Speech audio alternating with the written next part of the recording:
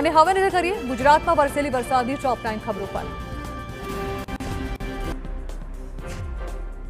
ગુજરાતના વરસાદની વાત કરીએ તો રાજ્યના 81 તાલુકાઓમાં વરસ્યો છે નોંધપાત્ર વરસાદ। ખાસ કરીને રાજ્યમાં દક્ષિણ અને મધ્ય ગુજરાતમાં વરસાદનું જોર જોવા મળ્યું। રાજ્યમાં સૌથી વધુ સુરતના ઉમરપાડામાં 7.25 ઇંચ વરસાદ ખાબક્યો છે, તો છોટાઉદેપુરના કવાંટમાં 3.15 ઇંચ વરસાદ વરસ્યો, જ્યારે કે દાહોદના દેવગઢ બારિયામાં 2.95 ઇંચ વરસાદ નોંધાયો છે, તો આ તરફ છોટાઉદેપુરના પાવી જેતપુરમાં 2.91 ઇંચ વરસાદ વરસ્યો છે।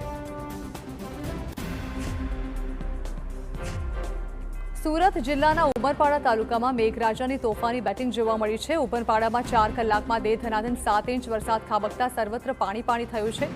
ભારે વરસાદના કારણે નદી નાળા છલકાયા છે।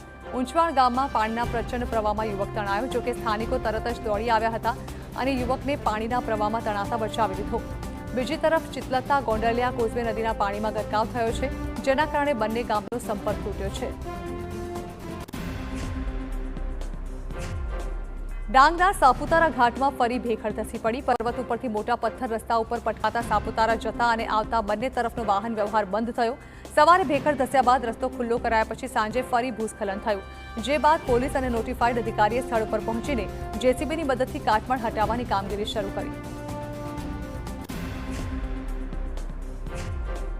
ઉપરવાસમાં ભારે વરસાદને પગલે ડાંગ પંથકની નદીઓમાં આવ્યા છે ઘોડાપુર। જિલ્લાની ખાપરી નદી બે કાંઠે થઈ છે। જંગલ વિસ્તારમાંથી પસાર થતી ખાપરી નદીના પાણી અનેક એવા નીચાણવાળા વિસ્તારોમાં ફરી વળ્યા છે, જેના પગલે જંગલ વિસ્તારમાંથી પસાર થતા રસ્તા પાણીમાં ડૂબ્યા અને ગ્રામજનોને ગામથી અવરજવર કરવામાં મુશ્કેલીનો સામનો કરવો પડ્યો।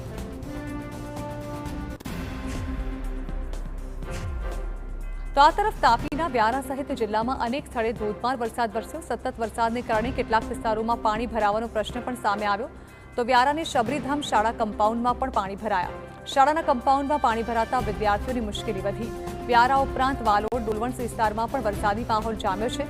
વરસાદને પગલે બિંઢોડા નદીમાં પાણીની ભરપૂર આવક નોંધાઈ છે।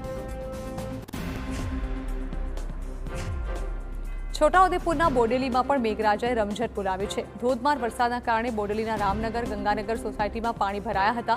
વરસાદના કારણે બોડેલીના ભાદરવી પાંચમના મેળામાં વરસાદનું વિઘ્ન આવતા મેળામાં નિરાશા જોવા મળી। વરસાદના કારણે મેળાની રોનક ફીકી પડી હતી અને મેળામાં સ્ટોલ ધારક વેપારીઓ નિરાશ થયા છે।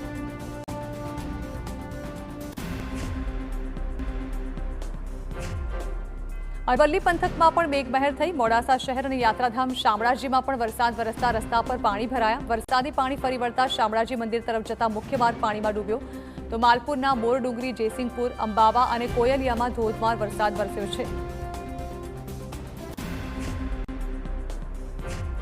રાજ્યમાં આગામી 5 દિવસ કેટલાક વિસ્તારમાં ગાજવીજ સાથે વરસાદની શક્યતા સેવવામાં આવી છે। વરસાદી સિસ્ટમને જોતા હવામાન વિભાગે દક્ષિણ ગુજરાત માટે યલો એલર્ટ જાહેર કર્યું છે, જ્યારે કે મધ્ય અને દક્ષિણ ગુજરાતના જિલ્લાઓમાં ભારે વરસાદની શક્યતા છે, તો દરિયાકાંઠે 40 થી 50 કિલોમીટરની ઝડપે પવન ફૂંકાઈ શકે છે, જેના પગલે માછીમારોને આગામી 5 દિવસ માટે દરિયામાં ન જવાની સૂચના આપવામાં આવી છે।